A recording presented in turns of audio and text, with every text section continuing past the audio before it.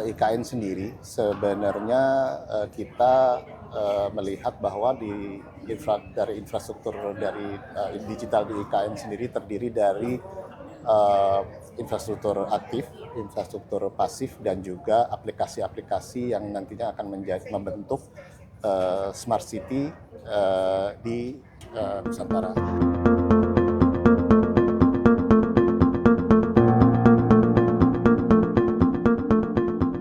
Halo Sahabat Inti, kembali lagi di Inti Talk bersama saya Nur Nadia Islamiyah. Pada sesi forum kali ini kita akan membahas mengenai perkembangan infrastruktur digital di wilayah IKN. Hari ini sudah hadir bersama Bapak Boni selaku tenaga ahli ICT infrastruktur. Selamat datang Bapak Boni. Baik Pak, sejauh mana sih Pak pembangunan IKN sebagai smart city yang mampu mendorong pertumbuhan ekosistem digital di Indonesia? Terima kasih atas pertanyaan dan terima kasih dari acara ini ya telah mengundang saya. Untuk IKN sendiri sebenarnya kita melihat bahwa dari infrastruktur dari digital di IKN sendiri terdiri dari infrastruktur aktif, infrastruktur pasif, dan juga aplikasi-aplikasi yang nantinya akan membentuk smart city di Nusantara. Nah, salah satu yang kita sudah dikembangkan yaitu waktu sekarang itu di IKN adalah fixed broadband dan mobile broadband sebagai infrastruktur dasar ya. Nah, fixed broadband mobile broadband ini kita sudah adakan di sana dengan filosofi shared infrastructure atau infrastructure sharing yang nantinya itu sudah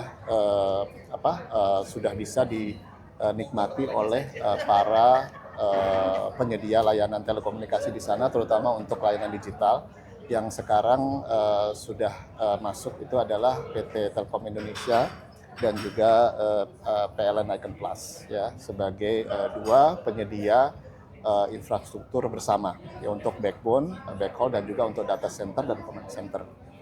Nah, selanjutnya dari sisi IKN sendiri, semua infrastruktur dasar itu sudah terhubung juga melalui multi utility tunnel. Jadi istilahnya mungkin untuk secara ekosistem infrastrukturnya tidak ada di aerial lagi, jadi tidak melalui tiang listrik atau yang sifatnya memang mengganggu tata lokasi dan tata kota.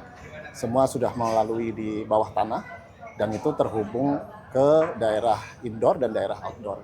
Jadi seperti contohnya bangunan-bangunan untuk pemukiman ASN, rumah-rumah jabatan menteri, lalu juga perkantoran ya. Jadi itu sudah ekosistem untuk dasarnya sudah disediakan sekarang.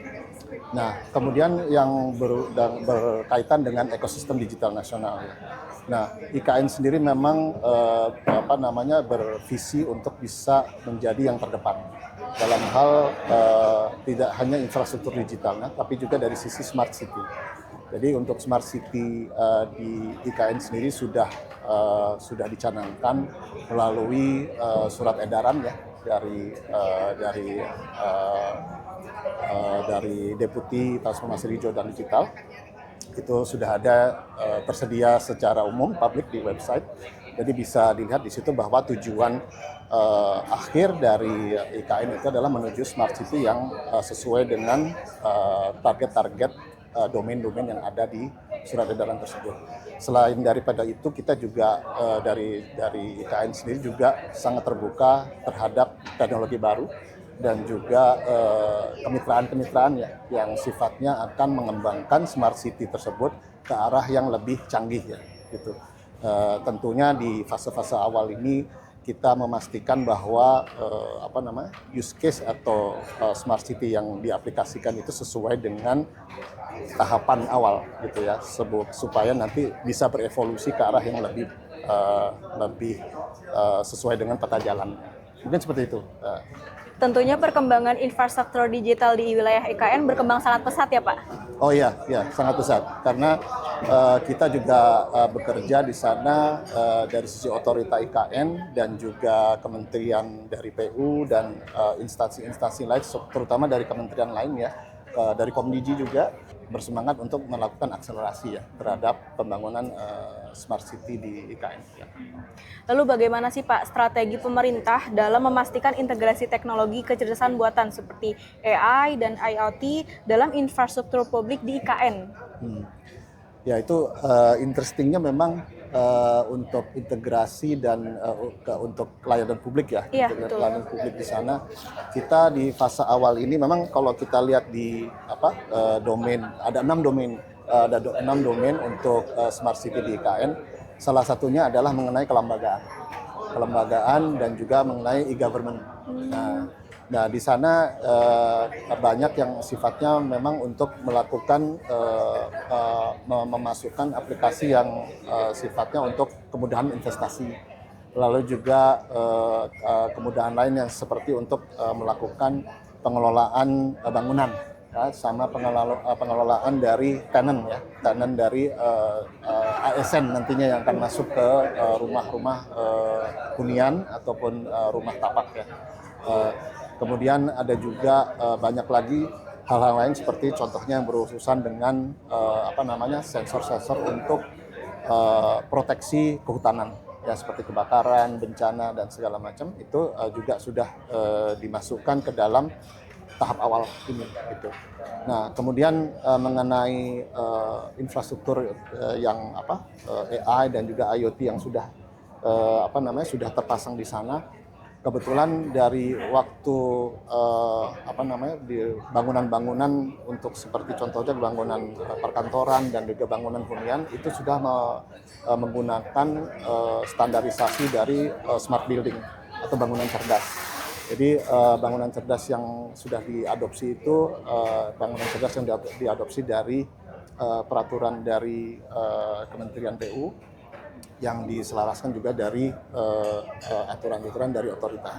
Jadi smart buildingnya juga seperti contohnya mungkin dari untuk autentikasi untuk masuk ya misalnya, lalu untuk masuk ke dalam ruangan, lalu juga ada pengaturan cuaca, suhu dan lain-lainnya yang memang sudah masuk ke dalam smart building.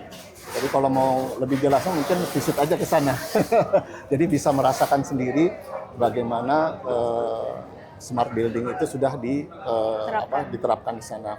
Selain itu untuk dari bangunan-bangunan dan ekosistem di sana juga sudah memakai aturan-aturan sudah mengadopsi aturan-aturan dari green building misalnya. Jadi contohnya penggunaan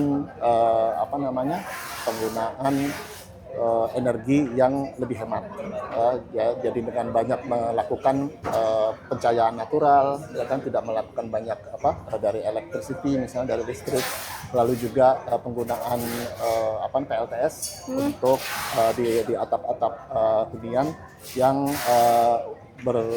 berguna untuk misalnya menghemat ya penggunaan dari listrik. Selain daripada itu, dengan bantuan PLN juga untuk ekosistem di IKN sendiri juga sudah menggunakan PLTS ya 50 MW yang dalam arti bahwa itu sudah menggunakan renewable energy atau energi terbarukan. Sehingga kalau dilihat dari integrasinya itu sudah terintegrasi dengan command center kami. Jadi command center di situ juga sudah bisa memperlihatkan bagaimana utilisasi dari energi, berapa yang sudah renewable, ya kan, lalu juga tentang bagaimana nanti visualisasi misalnya pendatang yang baru, tamu-tamu yang datang pakai face detection dan segala macam itu udah istilahnya sudah termasuk ke dalam ekosistem digital yang dimasukkan ke dalam IKN di tahap ini. Wah, sangat menarik dan detail sekali ya Pak, ya, pembahasan kali ini. Mudah-mudahan membantu. Baik sahabat Inti, jadi tadi kita sudah membahas mengenai infrastruktur digital di wilayah IKN. Baik, nantikan topik-topik selanjutnya hanya di Inti Media.